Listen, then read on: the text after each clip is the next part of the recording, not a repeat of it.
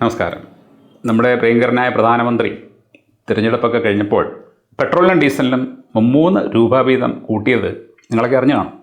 ഇന്നലെ ഞാൻ എൻ്റെ ഒരു പഴയ സുഹൃത്തിനെ കണ്ടു. അദ്ദേഹം എന്നേക്കാൾ പ്രായമുള്ള ആളാണ്, കുറച്ച് അകലെയാണ് താമസിക്കുന്നത്. അപ്പോൾ ഇന്നലെ കണ്ടപ്പോൾ പുള്ളിക്കാരൻ എന്നോട് ചോദിച്ചു, എടാ ശ്യാമുവല്ലേ, നീ ഇപ്പോൾ ഈ ഫോണിനകത്ത് കൂടെ എന്തൊക്കെയോ ഒരുപാട് വർത്തമാനമൊക്കെ പറയുന്നുണ്ട്, പ്രസംഗം കിടന്നുണ്ടെന്ന് കേട്ടല്ലോ. ഈയിടെ എൻ്റെ മോൾ എന്നെ കാണിച്ചായിരുന്നു, നീ ഞങ്ങളുടെ മോദി സാറിനെയൊക്കെ ഓരോ കുറ്റമൊക്കെ പറയുന്നുണ്ട്, അതൊന്നും അത്ര ശരിയല്ല കേട്ടോ. ഞാൻ പറഞ്ഞു, ചേട്ടാ അതൊക്കെ ഒരു രസം, അത്രേ ഉള്ളൂ, അതിനപ്പുറമൊന്നുമില്ല. അപ്പോൾ ഈ യൂട്യൂബ് എന്നൊന്നും അദ്ദേഹത്തിന് അറിയില്ല, ഫോണിൽ കൂടെ ഞാൻ പ്രസംഗിക്കുന്നതെന്നാണ് പുള്ളി പറയുന്നത്. അപ്പോൾ അദ്ദേഹം എൻ്റെ ഇങ്ങോട്ട് കാര്യം പറഞ്ഞു, എടാ ഇപ്പം വേണ്ട 3 രൂപ വെച്ച് പെട്രോളിനും ഡീസലിനും കൂട്ടി, അതിനകത്തിനാടെ ഇവന്മാർ കിടന്നുകൊണ്ട് ഇത്രയും വലിയ പൂലുണ്ടാക്കുന്നത്. അവിടെ ഒരു സിനിമാ നടൻ ഈയിടെ മുഖ്യമന്ത്രിയല്ലോ തമിഴ്നാട്ടിൽ, അവൻ പറയുന്നത് എല്ലാം തിരിച്ചെടുക്കണം, അങ്ങനെ കൂട്ടാൻ പാടില്ല. നിനക്കൊരു കാര്യം അറിയോ, യവന്മാർ പറയുന്നത് മൻമോഹൻ സിംഗ് ഭരിക്കുന്ന സമയത്ത് നമുക്ക് 76 രൂപയ്ക്ക് പെട്രോൾ കിട്ടുമായിരുന്നു, ഇപ്പം മോദി 108 110 ഒക്കെ മേടിക്കുന്നതെന്നാണ്. പക്ഷേ ശരിക്കും നമ്മളൊരു കാര്യം നോക്കിക്കഴിഞ്ഞാൽ മൻമോഹൻ സിംഗിനേക്കാളും വില കുറച്ചിട്ടാണ് മോദി സാർ നമുക്ക് പെട്രോൾ തരുന്നത്. ഞാൻ ചോദിച്ചു, അതെങ്ങനെ? അന്ന് 76 ഇപ്പം 108 എടാ അത് മാത്രം നോക്കിയിട്ട് കാര്യമില്ല, ബാക്കിയും കൂടെ ചില കാര്യങ്ങളൊക്കെ നോക്കണം. ഇപ്പം ഞാൻ ഒരു ഉദാഹരണം പറയാം. നീ മത്തി തിന്നുമോ? ഞാൻ പറഞ്ഞു, ഞാൻ മത്തി കഴിക്കും. ഇപ്പം എത്ര രൂപ ഒരു കിലോ മത്തിക്ക് വില? ഞാൻ പറഞ്ഞു, ചേട്ടാ ഇപ്പം 300 എന്നൊക്കെയാണ് പറയുന്നത്, 250 300 ഒക്കെയാണ്. 250 300 ഒക്കെയാണ്, ചിലപ്പം 350 എന്നാൽ നീ ഒന്ന് ആലോചിച്ച് നോക്കിയേ, മൻമോഹൻ സിംഗ് ഭരിക്കുന്ന സമയത്ത് ഒരു കിലോ മത്തിക്ക് എത്ര രൂപയായിരുന്നു? ഞാൻ പറഞ്ഞു, ആ സമയത്ത് 100 രൂപയ്ക്ക് താഴെ ആയിരുന്നതാണ് എൻ്റെ ഓർമ്മ, 70 80 അങ്ങനെയൊക്കെ ആയിരുന്നു. ആണേ എടാ, 70 രൂപയ്ക്ക് ഒരു കിലോ മത്തി കിട്ടുമ്പം മൻമോഹൻ സിംഗ് പെട്രോളിന് മേടിച്ചിരുന്നത് എത്രയാണ്? 76 രൂപ, മത്തിയേക്കാളും വില കൂടുതൽ. ഇപ്പം 300 രൂപയാണ് ഒരു കിലോ മത്തിക്ക് വില. മോദി എത്ര രൂപ പെട്രോളിന് മേടിക്കുന്നത്? ഞാൻ പറയാം 108. അപ്പം ആരാടാ ജനങ്ങളെ കൊള്ളയടിക്കുന്നത്? മൻമോഹൻ സിംഗ് ആണോ മോദിയാണോ? ഞാൻ അദ്ദേഹത്തിൻ്റെ കണക്ക് കേട്ട് കണ്ണു തള്ളി. വീണ്ടും അദ്ദേഹം പറഞ്ഞു, അടുത്ത ഉദാഹരണം, ഇനി നീ ബീഫ് കഴിക്കുമോ? ഞാൻ പറഞ്ഞു, ഞാൻ ബീഫ് കഴിക്കും വല്ലപ്പോഴുമൊക്കെ. ആണേ അന്ന് എത്ര ആയിരുന്നു വില? നിൻ്റെ മൻമോഹൻ സിംഗ് ഭരിക്കുമ്പോൾ എത്ര ആയിരുന്നു ഒരു കിലോ ബീഫിൻ്റെ വില?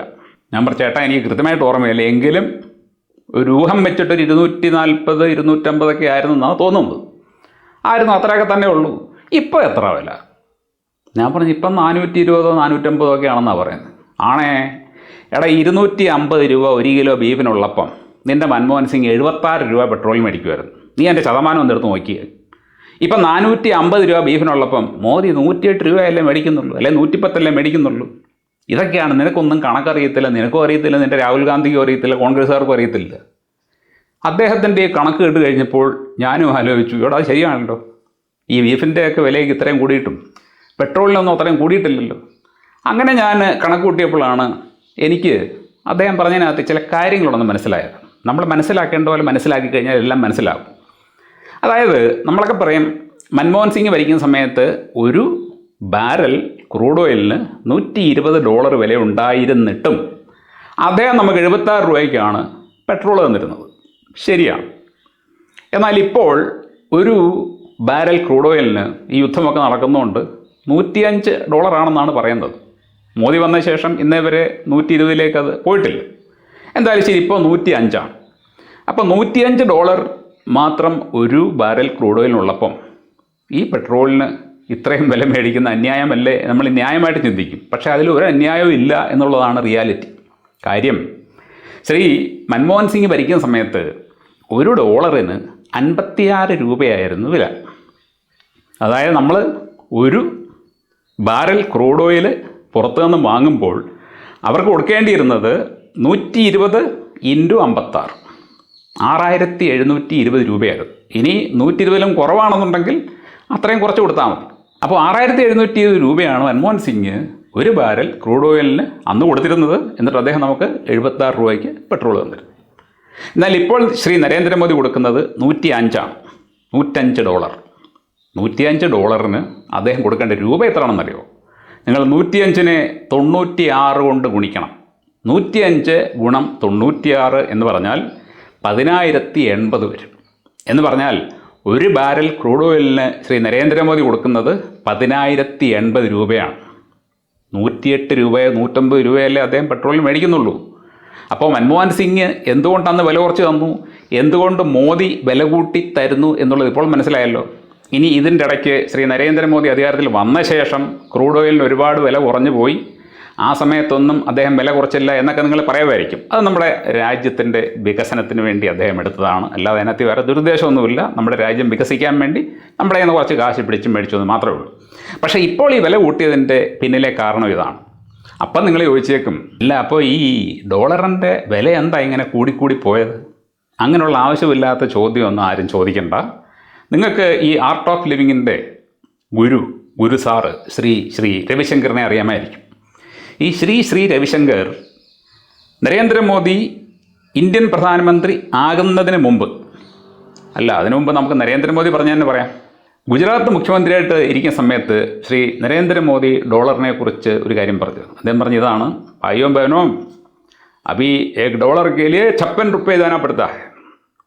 ये किस लिए हुआ?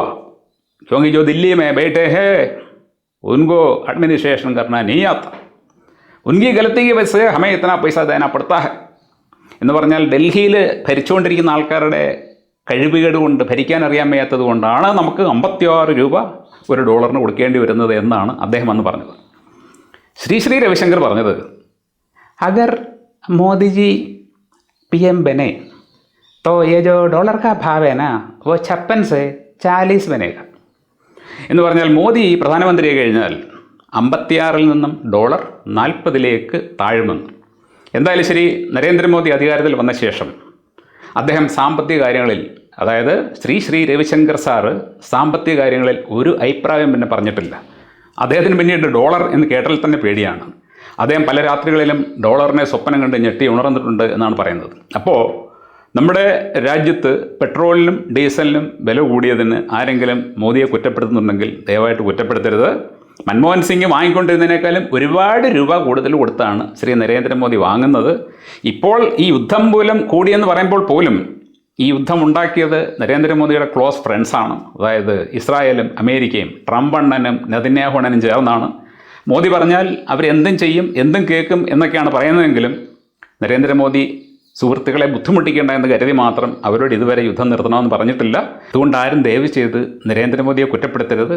അദ്ദേഹം വളരെ നല്ല മനുഷ്യനാണ്, വളരെയധികം കഴിവുള്ള മനുഷ്യനാണ്. Thank you.